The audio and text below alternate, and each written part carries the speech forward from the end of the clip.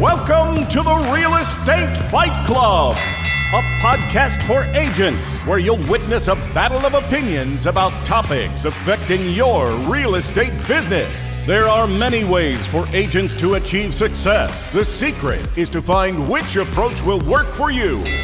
Now, always in your corner, here are your hosts, Jen Mertland and Monica Weekly. All right, welcome to Real Estate Fight Club. Today, I don't know if it's so much a fight, but I'm going to talk to Kyle Seyboth about scaling your business. Hey, Kyle. Hey, how you doing? Thanks for having me on. We're not going to fight out today. We're just going to talk. We'll chat. We'll make it happen. We'll give people some good golden nuggets, and we'll get it going.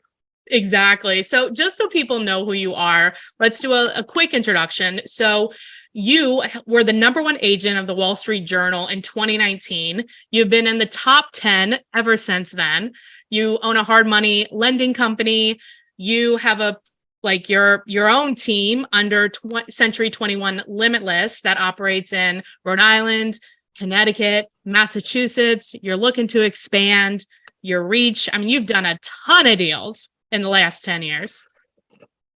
Yeah, I mean, like you said, I was number one in 2019, did over 570 transactions. Since then, been top 10 in transaction size.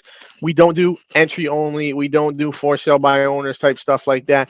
We're actually boots on the ground, listings, buyers. I know every single client. It's not a team. It's just me. I've got a bunch of admin support on the back end. Love what I do. Been doing it for 11 years. Started out first year, did 7 transactions, and then been in the 400 to 500 range in the last few years, and just keep grinding away and navigating through this difficult market that we're seeing right now, and really just trying to make the best out of a situation that some folks are gonna die on the vine. Other folks are gonna get through it, and I think the people that can gain market share now, those are the big winners. Exactly. And we were talking about before. There's something that you went from doing 7 deals to doing, over 500 deals in a reasonably short amount of time. And a lot of people, they don't want to do like 5 or 6, or they don't even want to do 100 deals. But there's something magical that happens in between year 4 and 6. Can you tell us what happened to you and give us some pointers on growing your business? I think the magical thing that happened was I became an expert in leverage. I became an expert in delegation, and I became an expert in return on investment and my ability to invest in the business and grow the business by adding gasoline on fires that were already producing good results. Now we're starting to do great results. So I think that was a big factor for me. You're not a team. You're a solo. What do you mean? Describe the leverage to us in the delegation part. What did you do? So the leverage, how I put my stuff together is I said, all right, at the end of the day, I was with Keller Williams and they were trying to really implement this team strategy. And the team strategy was a buyer's agent, a listing agent, and this, that, and the other thing. And I said, well, that's great if I want to be lazy and not really grind and work and really increase my profitability. So my net profit margin is the key, right? Because how I'm set up is I have a lot of staff below me that are administrative or variable in the sense that they get paid as a transaction coordinator. The more deals I do, the more they get paid. My admin staff, they get paid an hourly wage, right? So we can leverage them.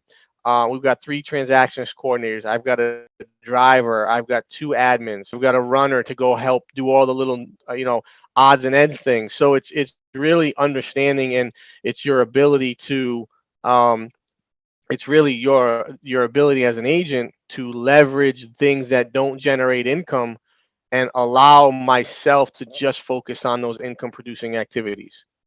Now, this is something that we talk about all the time on this podcast. They talk about it in every book, on every other podcast, is those money generating activities. So I have 2 questions. One, what are your money generating activities? And 2, how did you make the switch from I have to do this to it's better if somebody else does that? Because it's a mindset thing, right? So I basically look at everything and I break down the opportunity cost of, what is the cost to do this versus doing that? And I say at the end of the day, the money generating activities, right? The money generating activities that we're working on, those are meeting with new sellers. Those are getting buyers signed up to work with us. Those are working with investors. Those are working with flips. Those are working on our hard money. So anything that's going to generate top line income is something that I'm going to put most of my effort in.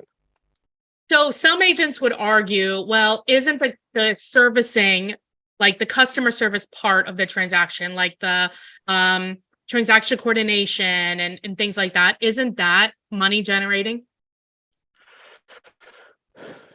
Say that again. What is it? Is what?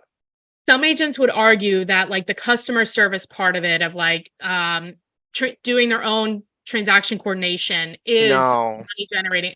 I agree, but why? That's something anyone can do. That's Yeah. something that's what I call a task, and Okay. tasks are things you can pass on. And a task can be done incorrectly. And yes, maybe I'll do every single task better than my staff, but at the end of the day, that's not a good use of my time. Why would I spend time doing 14, 16, $18 an hour tasks when I could be out there spending my time really generating income? And again, in a normalized market, my goal is to do probably 1,000 transactions, which I think is doable, 2 to 3 a day, Yeah. based on my breadth of clientele and my ability to navigate through the market. So I think at the end of the day, um, it's really, really important that you focus on what you're good at, what generates income, and then go from there. And I want to pull out some things that you said. So you look at each thing and you're basically like, hey, can I write a process for this? Is this like a simple task that 99% of people can follow? And if it is, you already know I'm not doing that. You can write a task out for like calling or getting in hold of sellers and doing a listing appointment, but there's some nuance to that 99% of people can't do. Would you agree with that? They 1,000%. Like, I'm gonna take my chances and roll my dice on me being in front of the client. Right. Right. So set the appointment. Our whole goal is to get me in front of everyone, to get me in front of anyone and everyone that's possibly buying or selling. That's what Hmm. my administrative staff, that's their goal, is to get Right. me in front of them.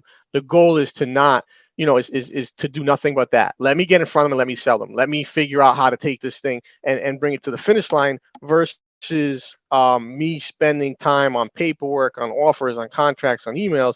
That's not going to be where my time gets spent. Right. No, I agree with that. So, okay. So I'm an agent. I've been in the business. I'm right in that 4 to 6 year range. I know I have to do something different in order for my business to scale. What is the first thing I do? I think one of the most important things you can do is start to figure out what works in your area, in your location, as far as generating leads and closing leads. And I think if you can figure out what the top players in your space are utilizing to close transactions and to close out leads, that's going to be a huge benefit for you, because that's going to allow you to figure out what they're doing, and then you're going to do it either on a smaller or larger scale based on what your goals are. So understanding what's worked for you in the past, understanding what worked for them, and then magnifying that and building that out into a exponential power. Right. And that requires like some level of tracking and really looking at your business and saying, where do these people come from? What are some of the other things that you keep track of when you're looking at your business and looking to grow it? I mean, we're looking at pendings every week. We're looking at appointments. We're actually doing a really nice job lately of implementing a follow-up system where one of my VAs literally follows up with every single person that's looked at a house, and there's a same text Nice. that goes out every Monday, Tuesday, Wednesday, Thursday, Friday, and we're just continuing to follow up. We've got people on automated drip systems. Um, I've got a really good I've got a really big network of investors that I reach out to and add value adding properties to them, send them out on a weekly basis or a daily basis. So just really focusing on that. How, as you look at the future of real estate, like I know you're involved in a lot of things, right? You're in a few different states, you're looking to expand that. You have a hard money lending company. You do a lot of deals. How important do you think this diversification of your business is going to be in the future? So my goal's always been to have greater than double-digit streams of income and Yeah. significant income, not just minor income, but significant income that produces significant net profit on a monthly basis. So it's having the ability to have these streams of income that are out there that produce the income that we're looking for to live a life that we want. I think we all have the ability to get to a position of financial freedom. And I think financial freedom, in my opinion, is the ultimate goal: to do what you want, when you want, with who you want, how long you want. Essentially, is the goal for me, and it's getting to that point. These transactional deals are part of the way to get there. Now, along the way, I've definitely taken a multitude of risks along the way, some good, some bad. But I will continue to, because what got me to be at this position isn't going to be what's going to get me to the next one. So there's going to be opportunities and risks and threats and chances and things that are going to happen. It's at the end of the day, it's how do you take calculated risks? How do you take calculated chances, and what does that look like overall? What is your advice for people who are wanting to grow their business, double what they're doing now, but they're like, I don't know, like, I don't even know what would be holding them back, but I mean, we've seen it a bunch of times, right? Like, they do get held back. So what's your advice for helping them push themselves forward? I think my advice is to stop with an a scarcity mindset and continue with a mindset of abundance for Century 21 Limitless. And the reason we're limitless is because I believe that there is no limit. I believe that I believe at the end, achieve whatever you want within reason, based upon your physical and mental abilities. So that's how I live and believe. And I think that's why we've taken that name on. I love it.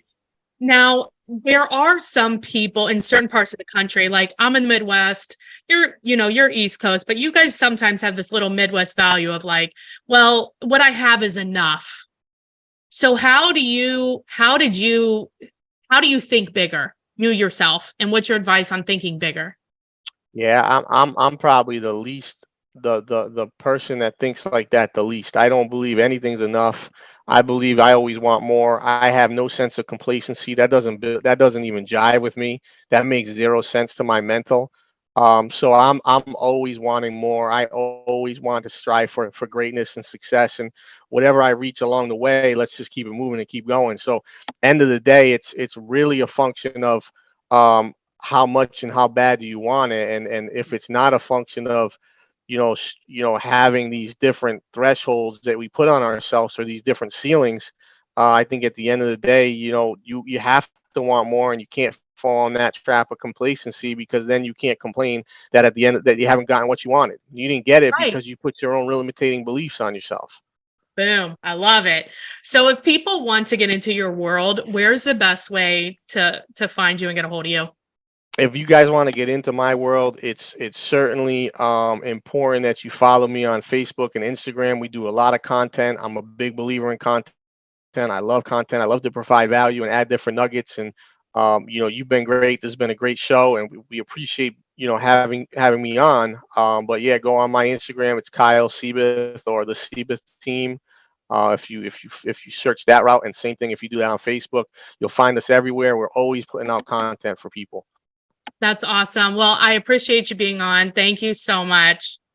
No problem. Thank you so much. You guys all have a wonderful whatever month this is in. Have a good month.